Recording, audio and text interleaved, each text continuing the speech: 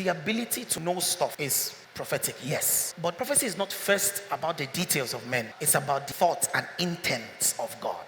It's primarily the thoughts and intents of God towards men. Now, because we know the thoughts of God about the men, we will know the details about those men, because God speaks very specifically. We've seen the story from scriptures where God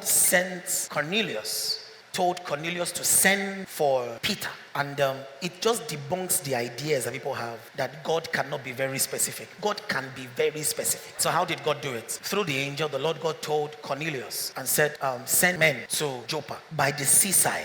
He didn't stop there. He said, you will be looking for a particular Simon. But that Simon is living in the house of another person called Simon, who is a tanner. So those men went if they were phone numbers in those days, it probably would have been imputed, because it was so specific that it went to the address. So, but the reason why God spoke all of that in giving all those details, the details were not the main thing. But to tell the main thing, God had to give all of those details.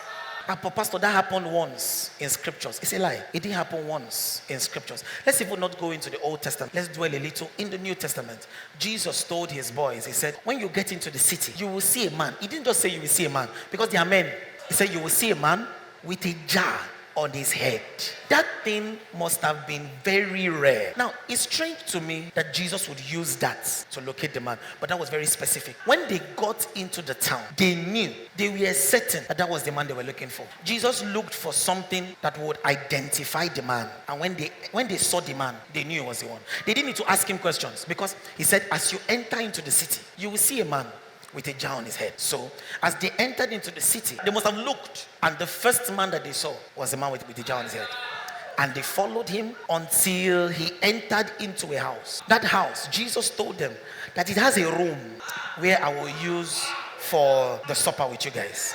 This man didn't enter into anywhere else. He carried the jar on his head until he entered into the room, the house that had a room where they could have their meeting. That was very, very, very specific. Those details were there, but the details were not the main thing. The reason for the detail is so that we could give an information. And I've noticed in scriptures, watch me, hear what I want to say. The prophetic is very dear to me, because it is God's tool of shaping. Even God uses it. How God makes is via the prophetic. How God shapes is via the prophetic. And it's amazing that it is under heavy attack in this day and time. If you look at scriptures very carefully, you will notice that God rarely brought information to men without bringing the details of those men. God didn't just send Ananias and say, when you get there, just tell Paul, it is well with you. My grace is sufficient for you. Be born again. He told him about the ordeals that Paul had gone through, told him that Paul had been praying, told him about the visions that Paul had seen when he was praying. So when Ananias came and was speaking to Paul, Paul knew that he had heard of God.